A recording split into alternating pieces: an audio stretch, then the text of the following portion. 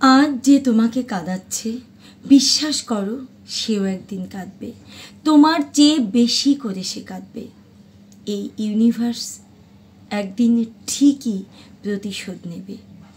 আসলে এই যে ইউনিভার্স, এই যে প্রকৃতি, সে ঠিকই তার প্রতিশোধ একদিন না একদিন নিয়েই নেয়। তাই তুমি যদি ভালো করো তুমি ঠিকই সেই ভালোর পুরস্কার পাবে। তুমি যদি খারাপ করো সেই খারাপটাও ঠিকই একদিন তোমার কাছে ফেরত আসবে। আবার যে মানুষটি তোমার সঙ্গে খারাপ করছে তুমি বিশ্বাস করো তার সঙ্গে একদিন খারাপ ঘটবেই, এটা হবেই। ইউনিভার্স তার প্রতিশোধ নেবে, বিশ্বাস করো এটাই ঘটে, এটা চিরন্তন সত্যি। তাই আজকে সে তোমার সঙ্গে খারাপ ব্যবহার করেছে বলে, সে তোমাকে কাঁদাচ্ছে বলে এই যে তুমি ভেঙে পড়ছো, প্লিজ তুমি ভেঙে পড়াটা এই মুহূর্তে বন্ধ করো।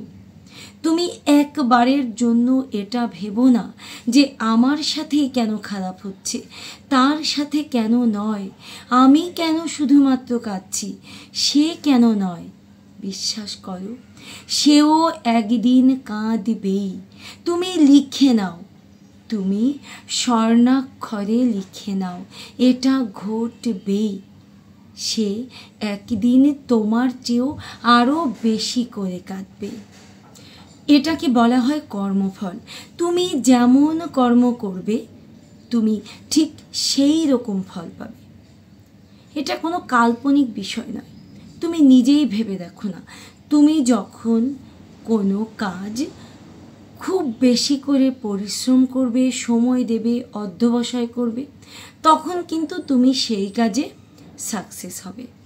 ঠিক তেমনি তুমি যদি ভালো কিছু করো, তুমি যখন ভালো কিছু করবে প্রকৃতি সেই ভালোটাকে যখন গ্রহণ করবে, প্রকৃতি কিন্তু সেই ভালোটাকেই আবার তোমাকে ফেরত দেবে। আবার তোমার সঙ্গে যখন খারাপ ঘটবে তখন কিন্তু সেই যে মানুষটি তোমার সঙ্গে খারাপ ঘটিয়েছে, তোমাকে কষ্ট দিয়েছে, তোমাকে আঘাত করেছে, প্রকৃতি সেটাকে গ্রহণ করবে এবং তার কাছে সেটা মানে সেই খারাপটা ফিরিয়ে দেবে। এরকম অসংখ্য উদাহরণ রয়েছে। এটা কিন্তু কোনো কাল্পনিক ব্যাপার নয়। তুমি তোমার চারপাশে লক্ষ্য করলে দেখতে পাবে, মানে চোখ কান খোলা রেখে তুমি যদি লক্ষ্য করো তাহলে তুমি প্রচুর উদাহরণ পাবে।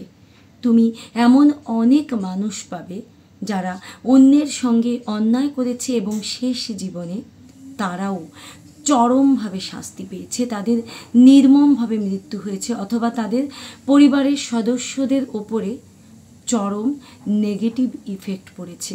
তুমি খেয়াল করলে এরকম প্রচুর উদাহরণ পাবে। তাই বলবো আজকে যে তোমার সঙ্গে খারাপ হচ্ছে বা খারাপ হয়েছে, প্লিজ তুমি এটা নিয়ে একদমই কষ্ট পাবে না। তুমি নিজের মনকে বোঝাও, তুমি শিওর থাকো, তুমি নিজেকে এটা বলে সান্ত্বনা দাও যে প্রকৃতি সময় হলে নিজের থেকেই তার প্রতিশোধ নিয়ে নেবে। তাই তুমি নিজে থেকে কারো অমঙ্গল কামনা, কারো ক্ষতি চাওয়া এটা তুমি চাইতে যেও না।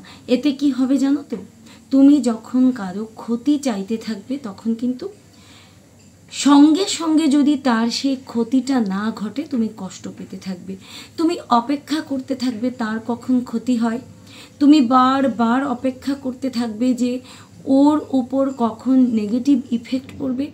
আর যখন তুমি দেখতে পাবে যে হচ্ছে না, তোমার চাওয়াটা পূরণ হচ্ছে না, হয়তো সেটা অনেক পরে গিয়ে হবে, হয়তো প্রকৃতি অনেক পরে প্রতিশোধ নেবে, কিন্তু তুমি এই যে চাচ্ছ, তুমি বারবার চাইতেই থাকছো যে প্রকৃতি কখন প্রতিশোধ নেবে, কিন্তু তোমার চাওয়া মতো হচ্ছে না, তখন তুমি মারাত্মক আঘাত পাবে।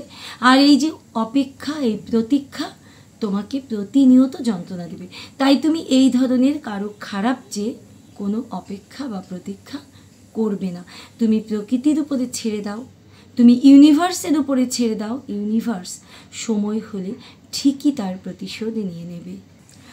আরও একটি ব্যাপার আছে, অনেক সময় তোমাদের সাথে একই ধরনের নেগেটিভ কাজ রিপিটেডলি হতে থাকে, মানে বারবার তোমার সঙ্গে একই ধরনের নেগেটিভ ঘটতে থাকে। কেন? কারণ তুমি সুযোগ দিয়েছো। আমি ছোট্ট একটি উদাহরণ দিচ্ছি। ধরো তুমি বারবার মানুষকে টাকা ধার দিচ্ছ আর মানুষ বারবার তোমাকে ঠকাচ্ছে। এই যে তুমি ঠকে যাচ্ছ, মানে টাকা ধার দিয়ে ঠকে যাচ্ছ, এটা কখন বন্ধ হবে? যখন তুমি টাকা ধার দেওয়াটা বন্ধ করবে। ঠিক তেমনি তুমি হয়তো কাউকে বারবার বিশ্বাস করছো, সে তোমার বিশ্বাস ভঙ্গ করছে, তুমি আবার তাকে বিশ্বাস করছো, তুমি বারবার তাকে সুযোগ দিচ্ছ। এটা তুমি করবে না। যখন তুমি দেখতে পাবে যে একজন মানুষ তোমার জন্য পারফেক্ট নয়, সেই মানুষটি তোমার জন্য ঠিকঠাক মানুষ নয়, সে হয়তো তুমি যেমন ভেবেছো তেমন নয়, সে তোমাকে কোনো না কোনোভাবে ঠকাচ্ছে, তখনই তুমি তার সঙ্গে যোগাযোগটা কমিয়ে দেবে বা যোগাযোগটা বন্ধ করে দেবে। মোট কথা তার থেকে তুমি দূরে সরে যাবে। তোমার যদি কষ্ট হয় তাকে দূরে ঠেলে দিতে, দূরে সরিয়ে দিতে, বা তার থেকে তুমি দূরে থাকতে তোমার যদি কষ্টও হয়, তবু তোমাকে এটা করতেই হবে তোমার নিজের ভালোর জন্য। তা না হলে তুমি তাকে কেন সেই সুযোগটা দেবে? বারবার সে তোমাকে কষ্ট দিচ্ছে, আঘাত করছে, সেই সুযোগ কেন তুমি তাকে দেবে? তুমি তাকে সেই সুযোগটা দিও না। আবার অনেক ক্ষেত্রে এমনও হয় যে সে তোমাকে ইগনোর করছে, অবহেলা করছে, অপমান করছে, তুমি কেন তাকে সেই সুযোগটা দেবে? কখনোই তুমি রিপিটেডলি, মানে একই কাজ তুমি করো না যেটায় তুমি আঘাত পাও। তুমি যেন তোমার একবার ভুল থেকে শিক্ষা নাও, তুমি যেন দ্বিতীয়বার আর সেই ভুল না করো, যেন একই রকম আঘাত তোমার ওপরে বারবার না আসে। আর হ্যাঁ, আজকের ভিডিওটা যে টপিকে, যে তোমাকে আজকে আঘাত করছে, যে তোমাকে আজকে কাঁদাচ্ছে, যে তোমাকে আজকে ঠকাচ্ছে, একদিন সেই মানুষটিও ঠিকই ঠকে যাবে, ঠিকই আঘাত পাবে, ঠিকই সে কাঁদবে। এটা কেবলমাত্র কতগুলো কথা নয়, এটা আমার জীবনেও ঘটেছে। আমি আমার নিজের জীবনের অভিজ্ঞতা থেকে বলছি। আমার জীবনে এমন কিছু মানুষ এসেছে যারা আমাকে চরমভাবে আঘাত করেছে। সেই মানুষগুলো অনেক বছর পরে গিয়ে হলেও আমার কাছে ক্ষমা চেয়েছে। অনেক বছর পরে সেই মানুষগুলো আমার কাছে এসে এটাই বলেছে যে দীপা, একদিন তোমাকে ঠকিয়েছিলাম বলে, একদিন তোমাকে আঘাত করেছিলাম বলে আমি আমার লক্ষ্যে পৌঁছাতে পারিনি, আমি জীবনে সুখী হতে পারিনি।